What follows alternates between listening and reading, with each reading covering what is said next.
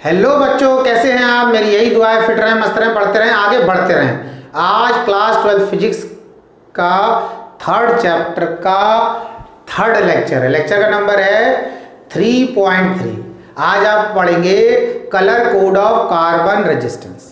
इसमें क्या होगा, कार्बन मटेरियल की रेजिस्टेंस बनी होती है और उनमें जो उनकी वैल्यू होती है, उनका नंबर होता है, वो कलर की फॉर्म में दे रखा होता है। तो आपको देखना है कि उसको आप कैसे डिकोड करेंगे। तो नाम ही है टॉपिक का colour code of carbon resistance, यानी कि जो उसकी वैल्यू होगी वो कोड में होगी। और कोड कैसे होगा, कलर की फॉर्म में।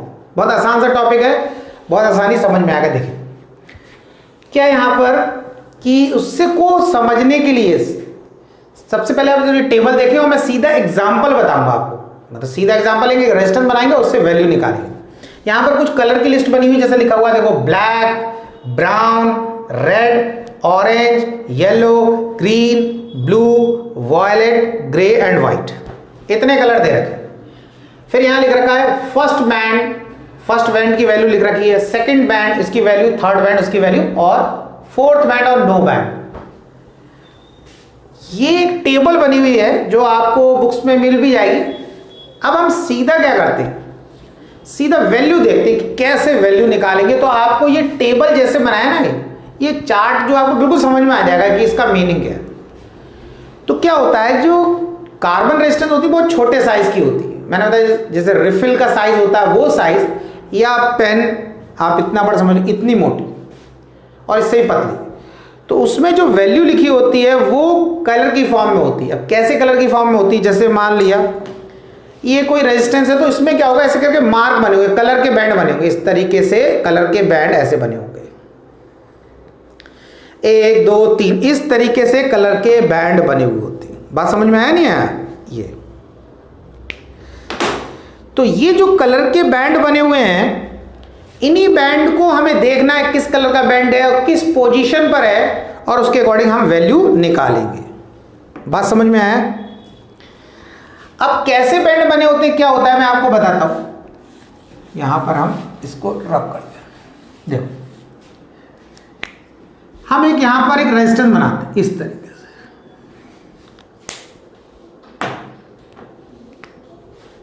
एक रेजिस्टेंस बनाते हैं और ये हमने रेजिस्टेंस बनाया। इसको एक इस एंड को ए से रिप्रेजेंट कर लिया, इसको बी से। तो इसमें क्या होगा, एक रिंग बना होगा, एक कलर का, दूसरे कलर का बैंड, तीसरे कलर का बैंड, मतलब पूरा ऐसा गोल। ऐसे यहां से लेकर एक पूरा कलर का, फिर दूसरे कलर का बैंड, ऐसे तीसरे कलर का बैंड। अब क्या हो गया, अब हमने देखा कि ये जो तीनों कलर के बैंड है, ये ए एंड के पास में, यानी कि ए और बी एंड में से देखो, इससे तो दूर लग रहे हैं, पर इस वाले एंड के पास है। ये तीनों का ग्रुप ए एंड के पास में। तो जब ये तीनों कलर ए एंड के पास में है, तो हम नंबरिंग यहां से स्टार्ट करेंगे। इसको बोलेंगे फर्स्ट बैंड, इसको बोलेंगे सेकंड बैंड, और इसको बोलेंगे थर्ड बैंड। पहली चीज तो समझ लो कि बैंड कैसे बोलेंगे। बात समझ में। अब क्या हो सकता है, अब हो सकता है ऐसी पोजीशन हो जाए। पोजीशन कैसी हो जाए, ऐसी हो जाए, यानी कि अब ए और बी तो लिखा है, लेकिन बैंड ऐसे ऐसे ऐसे। इस बार हमने देखा इस केस में कि भाई ये तो बैंड बी एंड के पास में, तो नंबरिंग कहां से स्टार्ट करेंगे, यहां से। तो अब ये फर्स्ट बैंड, ये सेकंड बैंड और ये थर्ड बैंड। तो इसमें कोई कंफ्यूजन का नंबर ही नहीं आएगा। जो तीनों बैंड जिस एंड के पास में होंगे वहीं से नंबरिंग स्टार्ट होगा। ऐसा है तो यहां से नंबरिंग 1 2 3, और ऐसा है तो बी एंड के पास में, तो यहां से राइट हैंड से स्टार्ट कर देंगे 1 2 3। ये हमारा बैंड का नंबर हो गया कि फर्स्ट बैंड कैसे लेंगे, सेकंड बैंड कैसे लेंगे, थर्ड बैंड कैसे लेंगे। इतना बात आई समझ में। ठीक, अब इसको हटा दें। अब जब आपने बैंड ले लिया तो उसके बाद क्या हो रहा है, अब हम इसको भी हटा देते। अब हम इसको क्या करते हैं, बैंड को कलर दे देते। मान लिया पहला बैंड जो है वो है रेड कलर, क्या है, रेड है, और दूसरा है हमारा, इसको ले लेते हैं येलो, और तीसरा ले लेते हैं ऑरेंज, ये आपका ऑरेंज, और चौथा ले लेते हैं हम यहां पर सिल्वर। क्या ले लेते हैं, सिल्वर। अब एक देखो, ये तीनों तो पास पास है, तो 1 2 3, और ये चौथा वाला थोड़ा डिस्टेंस करो। अगर पास भी हो तब भी कोई फर्क नहीं पड़ने वाला। जब आप नंबर यहाँ से देखो 1 2 3, तो ये फोर्थ पर ही आएगा, तो ये आपका क्या हो गया, ये आपका फोर्थ बैंड हो गया। पास में तब भी फोर्थ है, दूर है तब भी फोर्थ है, लेकिन वो थोड़ा सा दूर होता है। ये तीनों पास पास, वो दूर, ठीक है। अब क्या करना है, अब इस टेबल बिल्कुल आसानी से समझ में आ जाएगा एग्जाम्पल। अब आपने देखा पहला बैंड है आपका रेड, तो पहले आपको कलर चूज करना, पहला बैंड कौन से कलर का, रेड, तो पहले आपने पकड़ा रेड, आ गए रेड। अब जो रेड कलर का बैंड है वो कौन सा नंबर है उसका, तो कहा पहला बैंड जो है वही तो रेड है, यानी कि बैंड का नंबर है फर्स्ट, पहले नंबर पे है। तो हम यहां गए, तो यहां देखो लिखा है फर्स्ट बैंड। फर्स्ट बैंड किस कलर का है, रेड, तो रेड वाला यहां गए, ये 2 आ गया, और फर्स्ट बैंड है तो हमने लिखा 2। ये हमारा रेड का काम हो गया। अब हमने पकड़ा येलो, तो हमने पहले यहां देखा येलो पकड़ लिया। अब येलो जो है किस नंबर पे, सेकंड बैंड जो है किस कलर का, येलो का, येलो कलर का, तो हमने यहां से देखा, हमने कहा सेकंड बैंड, तो क्या लिखा, सेकंड बैंड येलो कलर का, तो उसका नंबर कितना हो गया 4, तो हमने लिख दिया 4।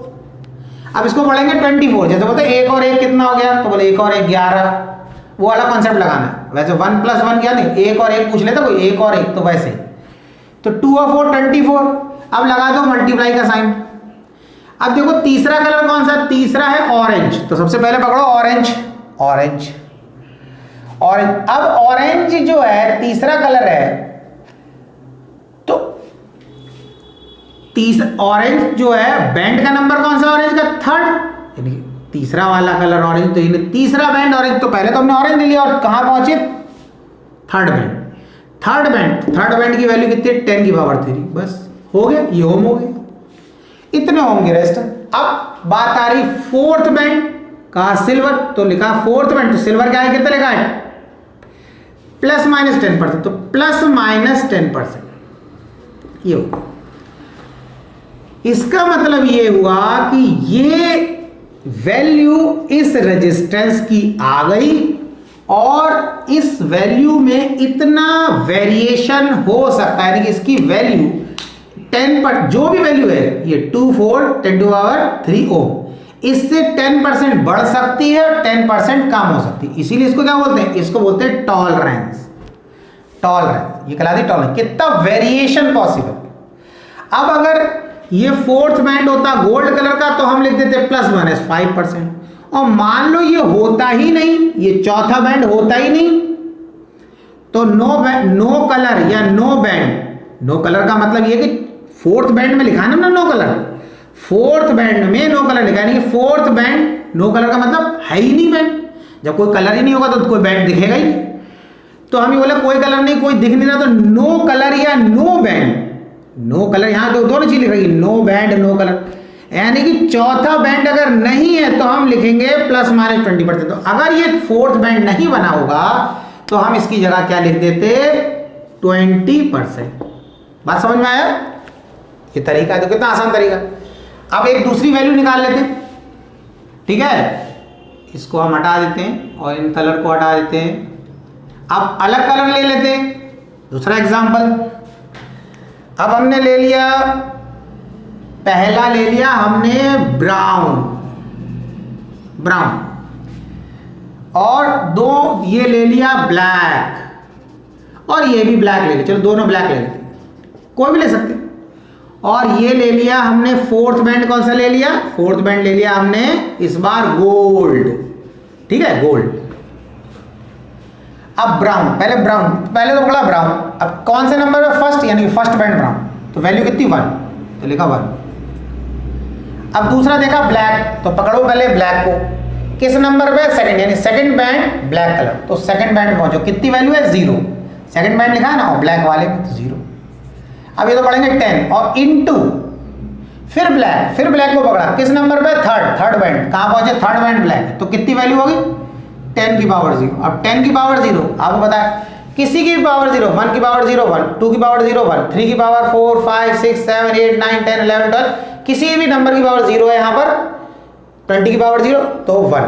बात समझ में आया, तो ये हो गई आपकी 10 की पावर 0 का मतलब 1। अभी इसकी वैल्यू कितनी जाएगी, यानी कि 10 × 1, तो 10 ही तो हो जाएगा, तो ये हो जाएगा 10 ओम। कितनी वैल्यू आ गई? 10 ओम। अब चौथा कलर कौन सा है? गोल्ड, तो हमने लिखा प्लस माइनस 5%। ये वैल्यू आ गई, आसान।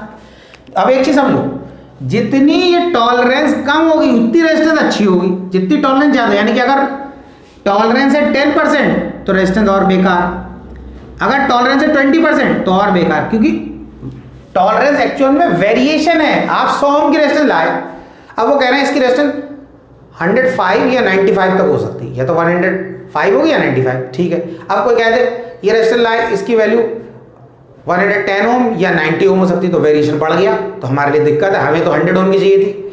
अगर कोई कहते हैं 100 ओम की रेजिस्टेंस की वैल्यू 120 ओम हो सकती है और 80 ओम हो सकती है, तो वेरिएशन और बढ़ गया।